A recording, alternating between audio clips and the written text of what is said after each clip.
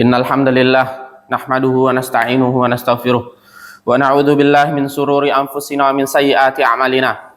May yahdihillahu fala mudilla lahu wa may yudlil fala tajida lahu waliyan mursyida. Wa asyhadu an la ilaha illallah wahdahu la syarika lahu iqraran bihi wa tauhida. Wa asyhadu anna Muhammadan abduhu wa rasuluhu la nabiyya wa la rasula ba'dahu.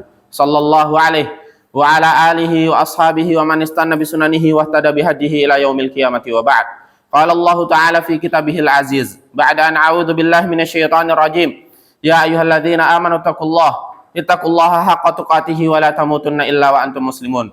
Wa qala ta'ala ya ayyuhalladzina amanu ittaqullaha wa qulu qawlan sadida yuslih lakum a'malakum wa yaghfir lakum dhunubakum wa may yuti'illaha wa rasulahu faqad faza fawzan 'azima. Amma ba'du fa inna asdaqal kalami kalamullah wa khairal huda nabiyina Muhammadin sallallahu alaihi wasallam wa syarrul umuri muhdatsatuha fa inna kulla muhdatsatin fid din bid'atun wa kulla bid'atin dhalalatun wa kulla dhalalatin finnari wa na'udzu billahi minan nar.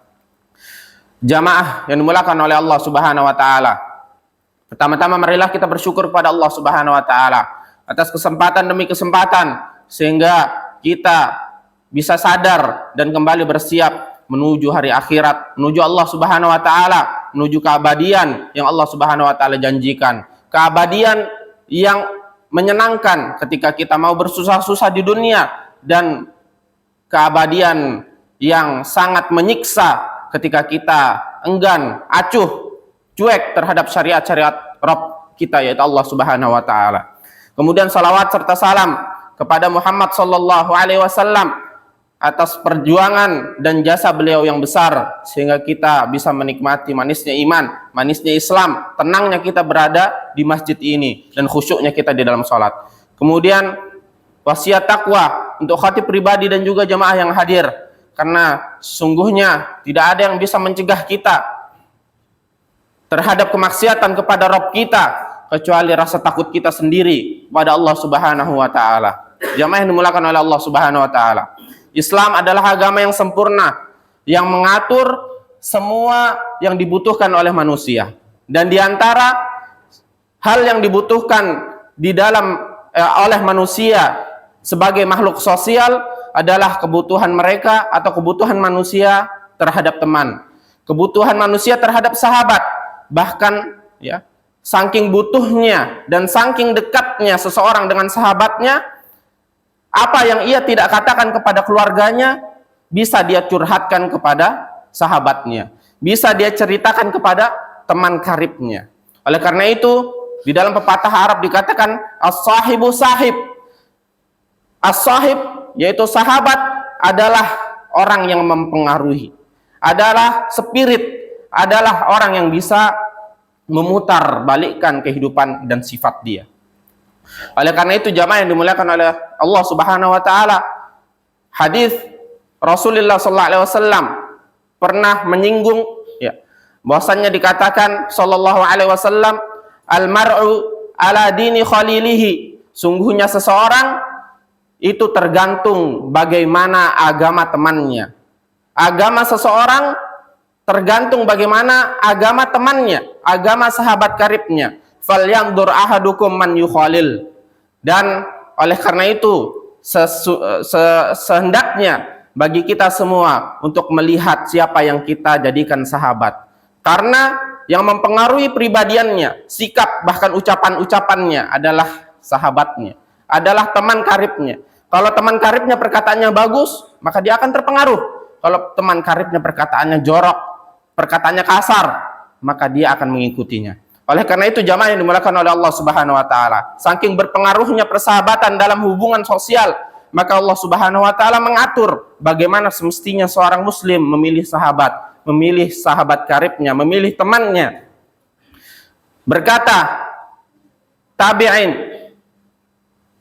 rahimahullahu taala, seorang tabi'in pernah berkata, laisa lil mu'min ayyamshi ma'a may yasha. Sesungguhnya seorang mukmin tidak diperbolehkan dia bersahabat dengan semau dia, dengan sesuka hendak dia. Akan tapi ada syariat yang mengatur bagaimana dia sehendaknya bersahabat, bagaimana dia hendaknya mengambil seorang teman, karena itu yang akan menentukan dia di dunia dan di akhirat. Maka di dalam pertemanan terhadap ibadah, sebagaimana hadis yang diriwayatkan oleh Imam Malik rahimahullah taala, bahwasannya Rasulullah SAW pernah bercerita tentang rajulin zara akhan lahu fillah. Ada seseorang yang dia pergi ke kampung sebelah, ya, tujuannya hanyalah untuk mengunjungi temannya karena Allah Subhanahu wa taala. Fa arsadallahu ala tariqihi malakan, maka Allah Subhanahu wa taala mengutus di antara dua desa tersebut, di jalan itu, ya, seorang malaikat. Falamma marra alaihi, dan ketika orang yang ingin menuju saudaranya tersebut melewati malaikat, ya, yang sudah menjelma menjadi orang tersebut, maka malaikat ini berkata, "Aina turid, wahai manusia, wahai saudaraku, kemana engkau mau pergi?" Qala uridu akhon li fillah, saya ingin mengunjungi teman saya karena Allah Subhanahu wa taala di kampung sebelah. Maka kata malaikat yang menjelma tadi, "Hallaka min ni'matin tarubbuha alaih." Apakah engkau ke sana dalam sekedar dalam tujuan bisnis? Apakah ada bisnis? Apakah ada perniagaan yang akan engkau kerjakan bersama dia? Maka orang tadi menjawab, "La, tidak. Walakinni uhibbuhu fillah." Akan tapi murni saya mengunjungi teman saya karena Allah Subhanahu wa taala. Karena saya ingin menasihatinya, karena saya ingin mendapatkan nasihat darinya, karena saya ingin semangat saya bertambah kalau di dalam mengamalkan agama ketika bermain bersama dia.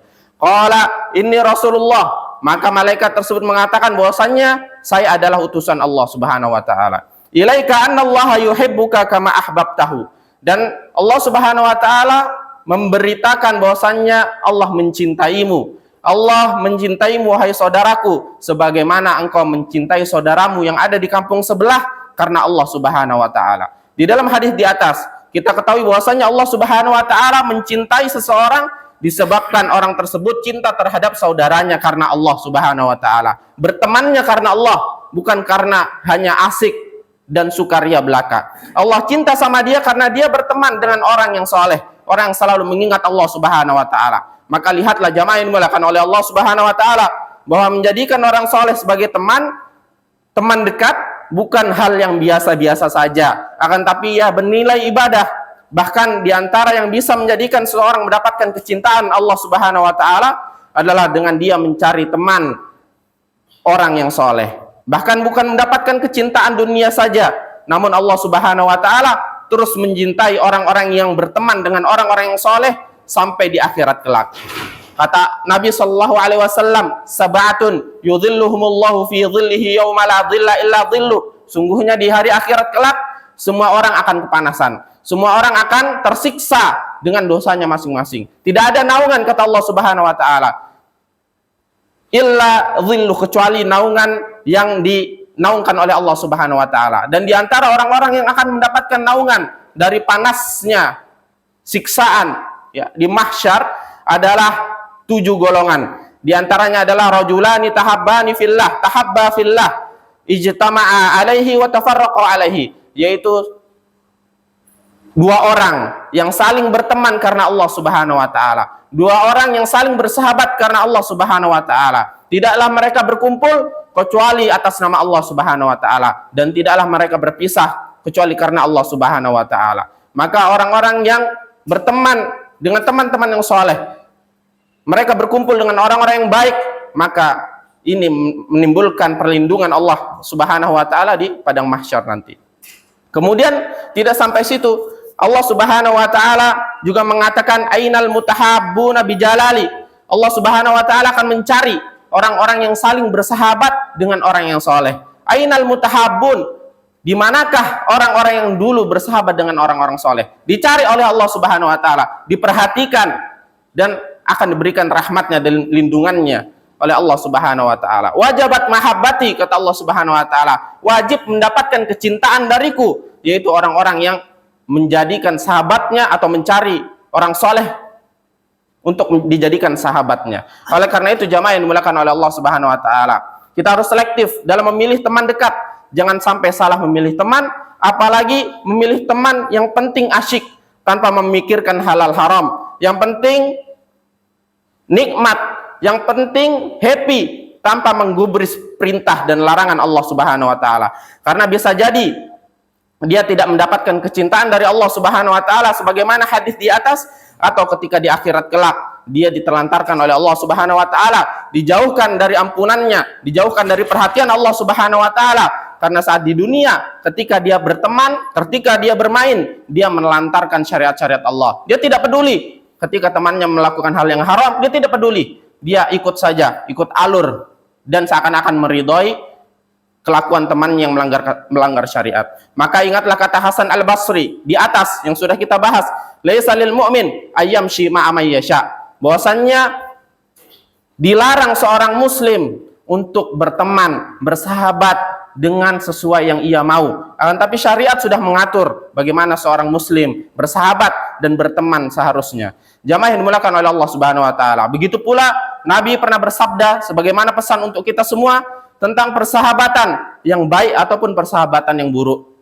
An Abi Musa Al-Asy'ari, dari sahabat Abi Musa Al-Asy'ari radhiyallahu anhu, marfu'an, yang diriwayatkan secara marfu', innama mathalul jalisi shalih wal jalisi su', sungguhnya permisalan antara sahabat yang soleh dan sahabat yang buruk kahamilil mis, yaitu sebagaimana penjual minyak wangi, wa nafihil kir, atau dan permisalan sahabat yang buruk adalah sebagaimana seorang pandai besi. Fahamilil mis imma ayyahdiyaka, adapun penjual minyak wangi bisa jadi ketika engkau bersahabat dengannya, ya engkau dikasih secara gratis olehnya. Wa imma antabta'u minhu, adapun atau engkau beli darinya. Wa imma antajida minhu rihan thayyiban, atau paling tidak engkau akan mendapati darinya bau yang enak, bau yang wangi, bau yang menyenangkan. Wa nafil khir, adapun teman yang buruk maka permisalannya adalah sebagaimana pandai besi.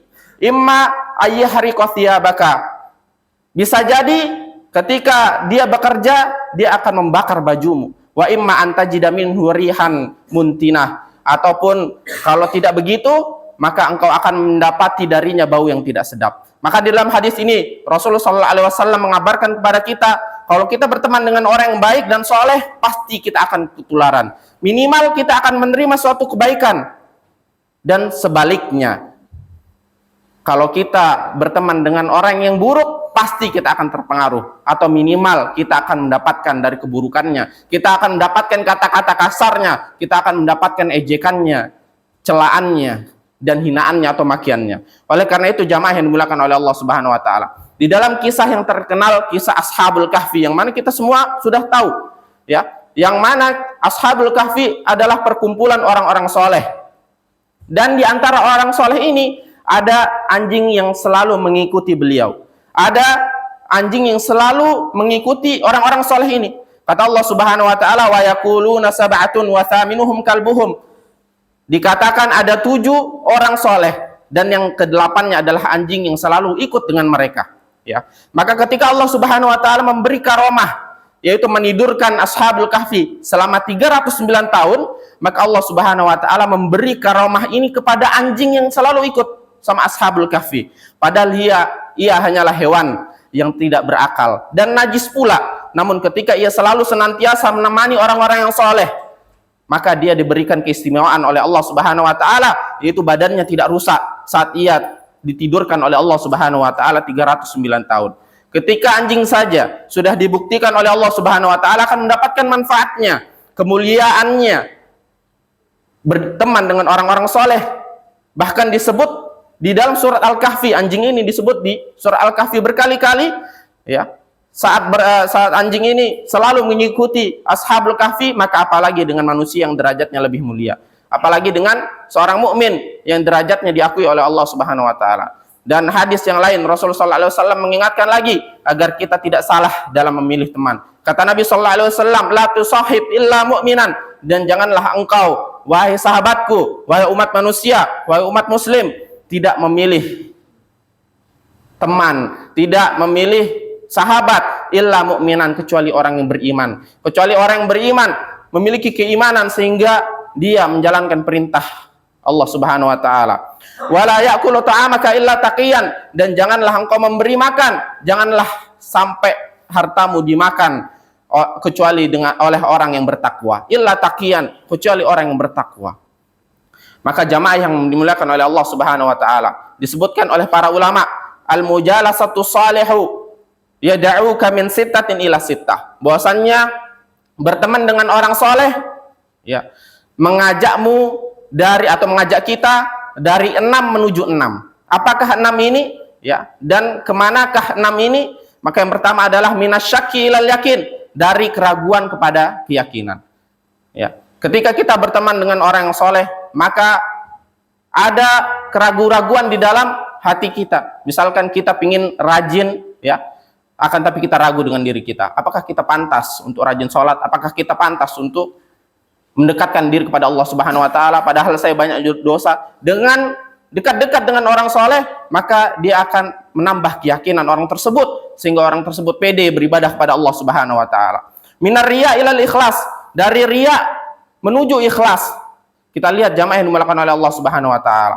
Orang yang tidak soleh, maka tidaklah ia melakukan perintah Allah Subhanahu wa taala kecuali ada unsur riya di dalamnya. Dia ingin pamer dengan sedekahnya, dia ingin pamer dengan harta yang dia berikan untuk urusan agama Allah Subhanahu wa taala. Akan tapi orang yang soleh akan selalu mengingatkan, orang yang taat kepada Allah Subhanahu wa taala akan selalu mengingatkan temannya bahwasanya semua yang engkau keluarkan karena Allah Subhanahu wa taala, semua yang engkau lakukan haruslah didasarkan oleh ikhlas, hanya ikhlas kepada Allah Subhanahu wa taala. Karena riya, karena sum'ah, sesuatu yang dikerjakan bukan karena Allah Subhanahu wa taala 100% akan ditolak oleh Allah Subhanahu wa taala. Wa minal ghaflati ila dzikri, dan dari kelalaian kepada mengingat Allah Subhanahu wa taala. Kalau teman buruk, kita ingatnya dunia mulu.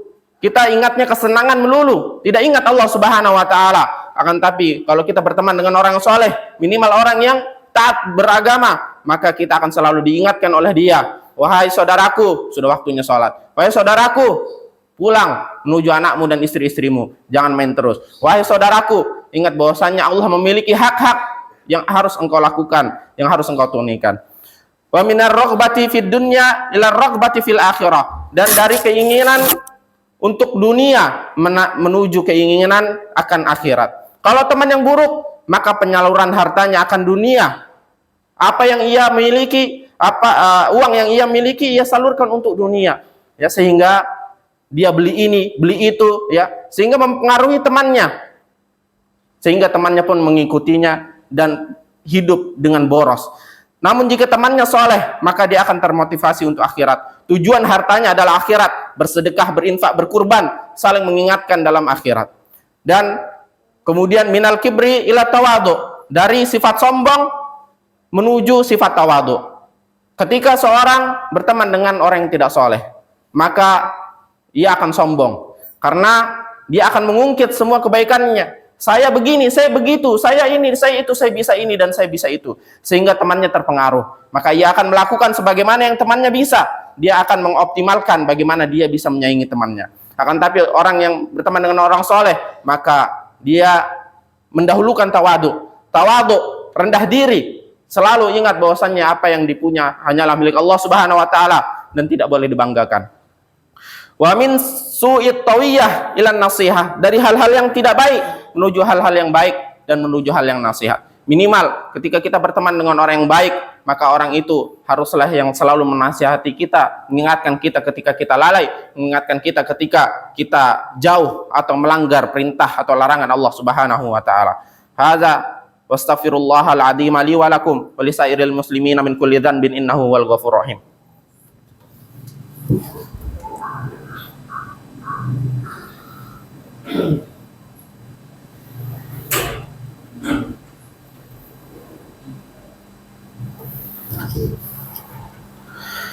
Alhamdulillahi ala ihsanih wa syukru lahu ala taufiqihi wa amtinani wa asyhadu an la ilaha illallah wahdahu la syarika lahu ta'dhiman li sya'ni wa asyhadu anna Muhammadan abduhu wa rasuluhu ad-da'i ila ridwani sallallahu alaihi wa ala alihi wa ashabihi wa ikhwani ya ayyuhalladzina amanu ittaqullaha haqqa tuqatih wa la tamutunna illa wa antum muslimun. Jamaah yang dimuliakan oleh Allah Subhanahu wa taala. Kita ketahui di khutbah yang pertama tadi bahwasannya persahabatan adalah hal yang luar biasa di dalam Islam.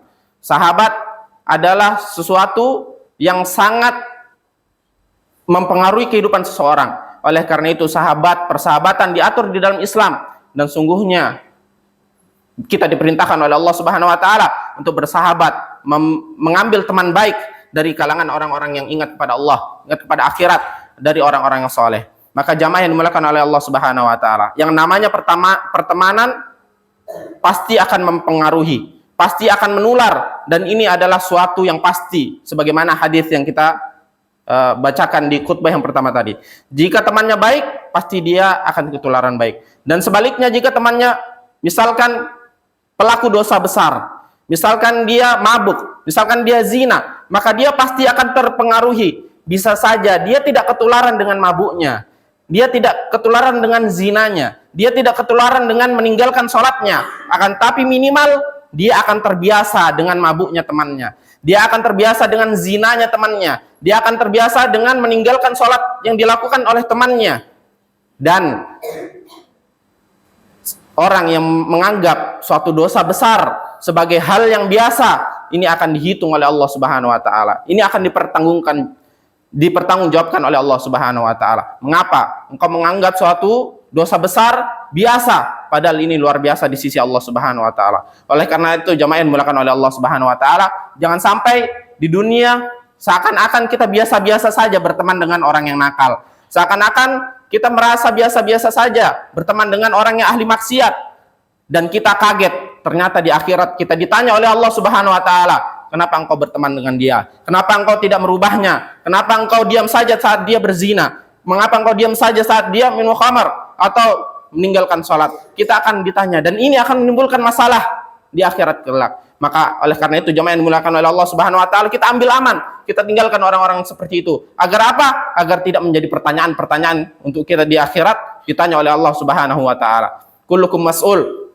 wa kullukum mas'ulun an ra'iyatih. Semua kita pasti ditanya. Semua kehendak kita, gerak-gerik kita, semua keadaan hati kita pasti ditanya oleh Allah Subhanahu wa taala. Innallaha wa malaikatahu yusholluna 'alan nabi, ya ayyuhalladzina amanu shallu 'alaihi wa sallimu taslima.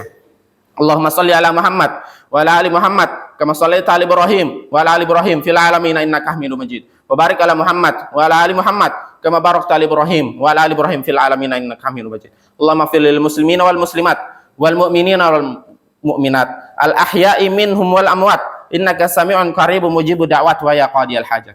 Allahumma ati nufusana taqwaha wa zakkiha anta khairu man zakkaha anta waliyuha wa maulaha. Rabbana hab lana min azwajina wa dzurriyyatina qurrata a'yunin waj'alna lil muttaqina imama. Rabbana zalamna anfusana wa illam taghfir lana wa tarhamna lanakunanna minal khasirin. Allahumma waffiq ulata umurina wa saddid khutahum lima tuhibbu wa tarda ya rabbal alamin.